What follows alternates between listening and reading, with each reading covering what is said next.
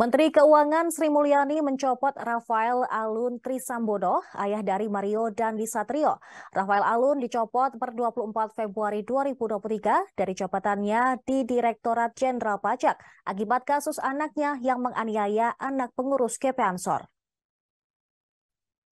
Keputusan tersebut disampaikan Sri Mulyani saat konferensi pers di Kemenq RI pada hari Jumat 24 Februari.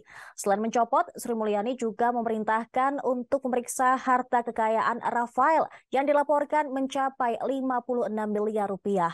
Alasan pencopotan Rafael Alun Trisambodo terkait pelanggaran disiplin dan integritas. Dasar pencopotan adalah pasal 31 ayat 1 PP 94 tahun 2001 mengenai disiplin pegawai negeri sipil.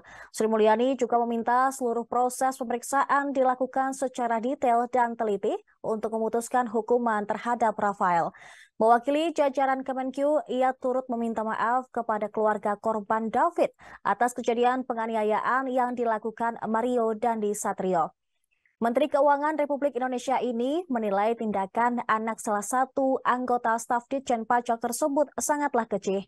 Tindakan itu adalah masalah pribadi, tetapi menimbulkan dampak sangat besar terhadap Direktorat Jenderal Kemenq. Sri Mulyani menegaskan jajaran Kemenq yang memunculkan gaya hidup mewah telah memunculkan erosi kepercayaan dari masyarakat terhadap Direktorat Jenderal Pajak Kemenq. Tindakan tersebut tidak dapat dibenarkan.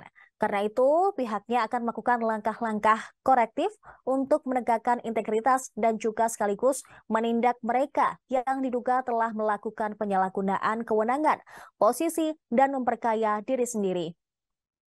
Sebelumnya, orang tua pelaku penganiayaan yang juga pejabat Ditjen Pajak Rafael Alun meminta maaf atas kasus pengeroyokan yang dilakukan anaknya hingga membuat korban mengalami luka berat bahkan koma.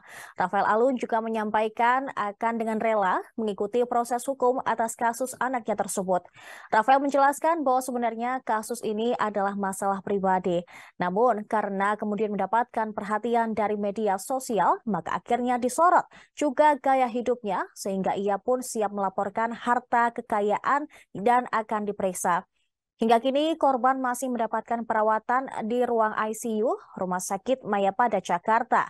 Saya ingin menyampaikan mengenai status saudara RAP yang merupakan pejabat di lingkungan Direktorat Jenderal Pajak. Saya sudah menginstruksikan kepada Inspektorat Jenderal untuk melakukan pemeriksaan harta kekayaan dan dalam hal ini kewajaran dari harta dari saudara RAT. Pada tanggal 23 Februari yang lalu, Inspektorat Jenderal telah melakukan pemeriksaan kepada yang bersangkutan.